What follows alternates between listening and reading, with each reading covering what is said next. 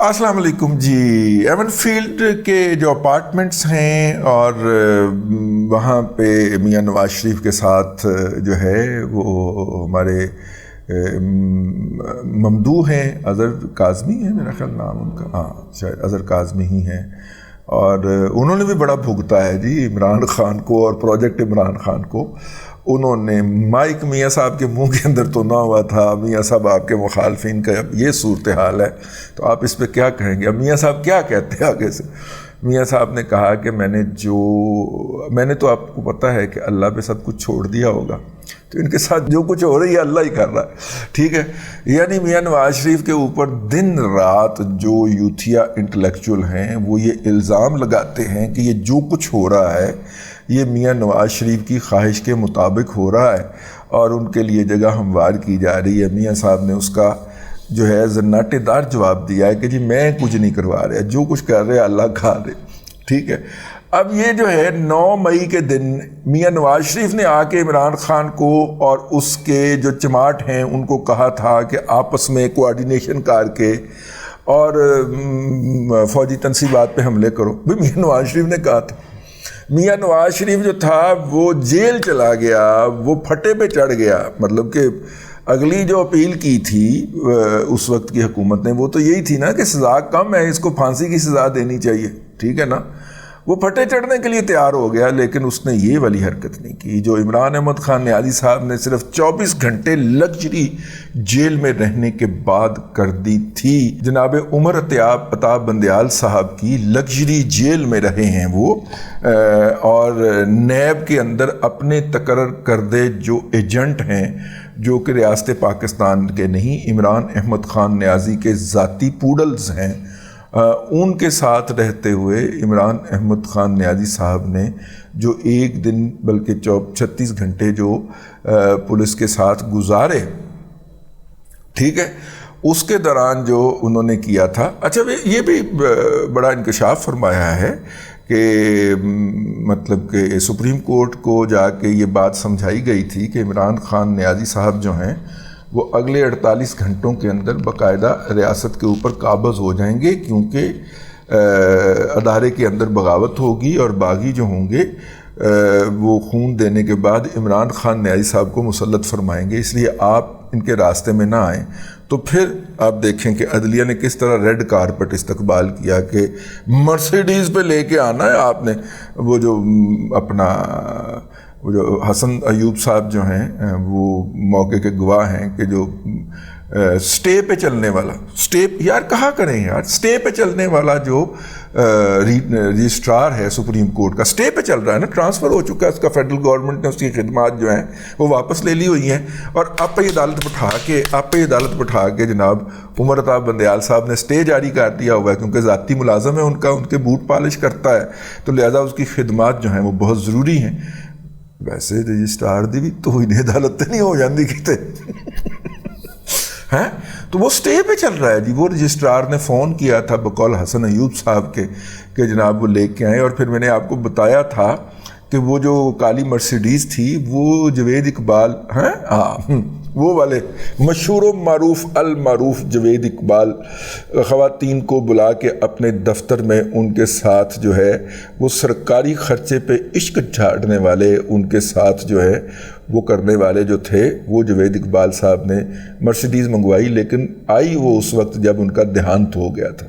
ان کے بعد جو تشریف لائے ان صاحب نے اس مرسیڈیز کو استعمال کرنے کی نوبت ہی نہیں آئی ان کی. اب یہ جو نذیر بٹ صاحب آئے ہیں، جنرل نذیر بٹ صاحب جو ہیں بلیاں کھالے، انہوں نے بھی مناسب خیال کیا کہ یار یہ بہت ہی خوفناک قسم کی فضول خرچی ہے تو یہ ہمیں نہیں لینی چاہیے، تو انہوں نے بھی استعمال نہیں کی. تو 0 میٹر مرسیڈیز لیٹسٹ ماڈل کی اس کے اوپر بٹھا کے جناب عمران احمد خان نیازی کو بلایا گیا.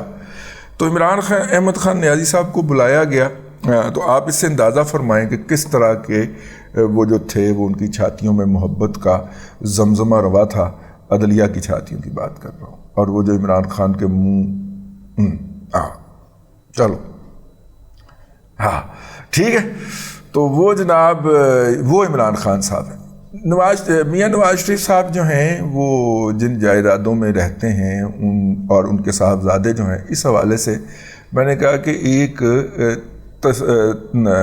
کر دی جائے. آج کل وہ بڑی ہوئی ہے. وہ کلثوم نواز مرحومہ جو تھیں وہ آخری وقت تک اپنی جو سالانہ زکوٰۃ نکالتی تھیں اپنے زیور کی یا دوسری جائیدادوں کی، وہ جو تھی وہ اس میں سے تقریباً وہ کوئی 10 کروڑ روپیہ سالانہ عمران خان کو بھجوایا کرتی، عمران خان کو نہیں، شوکت خانم کو بھجوایا کرتی تھی، جو عمران خان صاحب جو ہیں وہ اپنی ذاتی شیر مادر کی طرح استعمال کرتے ہیں. عمران خان صاحب کا طریقہ واردات یہ ہے کہ کتنے پیسے آئے نے ٹھیڑ لا دو، ٹھیڑ لا کے تھوڑا اس میں سے کوئی 8واں حصہ 10واں حصہ ایسے کر دیا، یہ ہسپتال کو دے دیں، باقی بوری میں بند کر دیں، اور وہ بوری پھر سیف اللہ نیازی صاحب جو ہے ٹھکانے لگا کے آیا کرتے تھے. کسی کرنسی ڈیلر کے پاس جاتی تھی، وہ پھر بیرون ملک بھجوا دیا کرتا تھا. یہ تو وہ بڑی آج کل وائرل ہوئی ہے. پٹواری جو ہیں اس کو وائرل کر کے بڑی تاڑیاں مار رہے ہیں. تو ہمیں اتھینٹک ذرائع سے پتہ چلا تھا تو ہم نے وہ بات کر دی. اسی طرح یہ بات بھی ہمارے پاس بہت اتھینٹک ذرائع سے پہنچی ہے. اور وہ کیا بات ہے؟ وہ بات یہ ہے کہ اس وقت جو ہے بہت سارے جرنلسٹ جو ہیں وہ بڑے آرام سے میڈیا پہ بیٹھ کے کہ دیکھیں جی یہ تو پھر دیکھنا پڑے گا نا، پراپرٹی ٹائکون نے جو ہے وہ جو پراپرٹی تھی 2 پراپرٹیز جو تھیں 150 + 50 ملین پاؤنڈ کی وہ کس سے خریدی تھی؟ اچھا جی کس سے خریدی تھی؟ جی حسین نواز سے خریدی تھی. اچھا جی آپ کے پاس کوئی ثبوت ہے اس کا؟ جناب وہ اس میں لکھا ہوا ہے. کس میں لکھا ہوا ہے؟ جی دیکھیے حسین نواز صاحب جو ہیں ان کا کاروبار کیا ہے. اچھا ویسے اس طرح کی بات کرنے سے پہ نا ہمارے دوست جو ہیں وہ ہمارا مذاق بھی اڑاتے ہیں کہ تم ٹھیکہ لے آیا ہے انہوں نے. لیکن یار بات مطلب میاں نواز شریف دی کلیریفیکیشن جاری کرن دا تم ٹھیکہ لے آیا، میں ٹھیکہ نہیں لے آیا پایا. جو حقیقت ہے یہ ایک پروپیگنڈا چل رہا ہے. آپ اس کو اگر انڈورس کرتے ہیں تو آپ اس پروپیگنڈا سٹریم کا حصہ بن جاتے ہیں. تو اپنی عقل کے مطابق اس میں نویلٹی پیدا کریں، اس کے اندر جو حقائق کے خلاف چیز ہے اس کو کریکٹ کریں. تو ہاں جی میں سچ بولن کا ٹھیکہ لے آیا. تو حسین نواز صاحب جو ہیں جی ان کا کاروبار کیا ہے؟ ان کا کاروبار کے اندر 2-3 لوگ ہیں. ایک وہ خود ہیں، ایک ان کے فائنانس کے ان کی کمپنی کے جو فائنانس کو دیکھتے ہیں جو کہ ان کے پارٹنر بھی ہیں وہ ہیں، اور تیسری ان کی ایک گوری سیکٹری آفس سیکٹری ٹوٹل دفتر ہے انہوں کا. ٹھیک ہے. کرتے کیا ہیں؟ کرتے یہ ہیں کہ وہ مختلف بینکوں کے اندر رجسٹر ہیں ایز اے رینوویٹر. ٹھیک ہے. تو وہاں پہ جو اداروں کی پراپرٹیز ہوتی ہیں یا اداروں کے پاس جو پراپرٹیز ہوتی ہیں، کوئی بلڈنگ 100 سال 150 سال تو پرانی تھے، نمی تو ہے نہیں، اور اس کی وہ ایک پراپر رینوویشن چاہ رہی ہوتی ہے. وہ پلستر اکھاڑے جان، نمے پلستر کیے جائیں. ساڈا پلستر بھی اکھڑ گیا. ٹھیک نہیں ہوا ایویں چک آیا پہ پلستر اکھاڑ کے اس کے اوپر پینٹس کیے جائیں. پھر جناب یہ سارا کچھ جو ہے، اور پھر اس کی جو ہے وہ اگر نیچے سے کوئی سیم چل رہی ہے تو پھر اینٹی سیم ٹریٹمنٹ کروایا جائے، تو پوری بلڈنگ کو نا ایک نئی شکل بنا دی جائے. ان کا کام یہ ہے رینوویشن کا. اچھا چونکہ عمارتیں یہ بھی ہو سکتا ہے کہ پراپرٹی بینک کی ہو، وہ کانٹریکٹر کو کہے کہ ہم یہ رینوویٹ کروانا چاہتے ہیں تو وہ رینوویٹ کر دے. دوسرا یہ بھی اس طریقہ کار ہوتا ہے کہ کوئی پراپرٹی بک رہی ہے، وہ رینوویٹر جو ہے وہ بینک کے پاس چلا جاتا ہے کہ پائنو پراپرٹی بک رہی ہے، آپ پیسے سے خرید لیں، میں اس کو رینوویٹ کر دوں گا، اور یوں جو ہے آپ کی پراپرٹی بن جائے گی، ہماری بھی اس میں سے کھانچا نکل آئے گا. تو یہ وہاں پہ ایک عام کاروبار ہے. ٹھیک ہے. اس میں کوئی زیادہ سائنٹیفک اس کی بھی ضرورت نہیں ہوتی. ٹھیک. تو وہ یہ کام کرتے ہیں. اور ظاہر ہے جب وہ یہ کام کرتے ہیں تو چونکہ وہ پراپرٹی جو ہے وہ جوائنٹلی ہولڈ کی ہوتی ہے، پیسہ ان کا کوئی نہیں لگا ہوتا. حسین نواز صاحب کا پیسہ سارا بینک کا ہوتا ہے، لیکن وہ بینک جو ہوتا ہے وہ ان کے ساتھ جوائنٹلی مل کے خریدتا ہے، یہ رینوویٹ کرتے ہیں، اس کے بعد بینک بیچ کے اپنے پیسے اور منافع کھڑا کر لیتا ہے، اور ان کے کمپنی کو کاروبار مل جاتا ہے. اب اس میں وہ حسین نواز کی ملکیت کہاں سے ہوگا؟ لیکن پی ٹی آئی کے دیگر پھیلائے ہوئے پروپیگنڈوں میں سے یہ بھی ایک پروپیگنڈا ہے جو مسلسل ہوتا رہتا ہے. میں بڑے دن سے کوشش کر رہا تھا کہ کہیں پہ یہ والی انفارمیشن فٹ کر کے آپ تک پہنچاؤں، لیکن موقع نہیں مل رہا تھا. تو اب قمر جاوید باجوہ صاحب نے جب بیزتی کروائی ہے اپنی فرانس اندرون شہر فرانس کے اندر, ٹھیک ہے, اندرون شہر فرانس میں ان کی جو عزت افزائی ہوئی ہے, اور وہ جو وقت کا وہ جو بومرنگ ہے, جو جہالت کا, پروپیگنڈے کا, گالم گلوچ کا, جو انہوں نے بومرنگ چھوڑا تھا فضا میں, وہ گھوم کے واپس آیا ہے اور واپس آنا شروع ہوا ہے ابھی, ٹھیک ہے.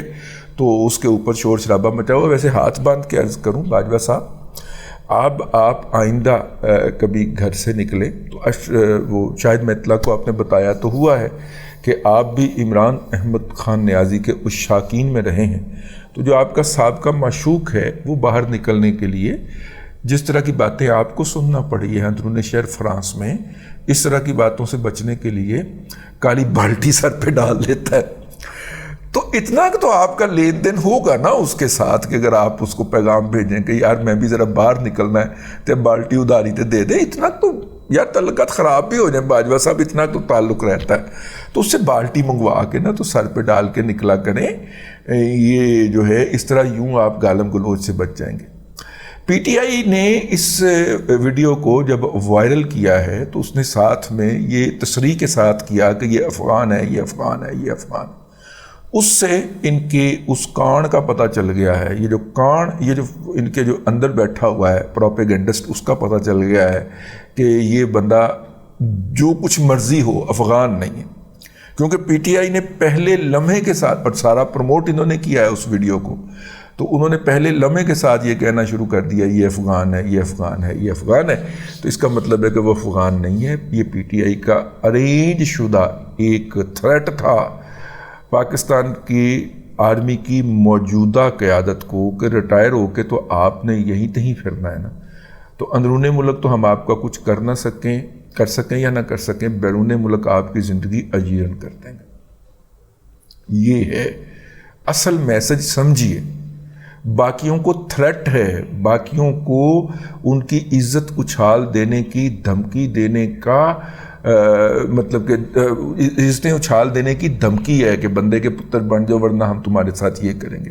اب کوئٹہ میں قتل ہونے والے وکیل اور باجوہ کے ساتھ جو ہے جنرل قمر جاوید باجوہ کے ساتھ ہونے والی بدتمیزی, دونوں کو ملا کے پڑھیں. باجوہ صاحب نے اس ملک کے ساتھ کوئی اچھا نہیں کیا, ہم بھی ان کے ناقد ہیں, ٹھیک ہے, لیکن پی ٹی آئی کا طریقہ واردات سمجھنے کی کوشش کریں. اگر آپ کوئٹہ میں قتل ہونے والے وکیل اور جنرل باجوہ کی بیزتی کو باہمی برابر جوڑ کے دیکھیں گے تو آپ کو اس فاشسٹ پارٹی کا, فاشسٹ گروہ کا مائنڈ سیٹ سمجھ میں آئے گا کہ یہ سمجھتے کیا ہیں اور کرتے کیا ہیں. اب تک کے لیے اتنا ہی. اگلے ولاگ کے اندر پھر حاضری ہوگی. اللہ تبارک و تعالیٰ آپ کو آسانیاں عطا کرے اور آسانیاں خلق خدا میں تقسیم کرنے کی توفیق عطا کرے.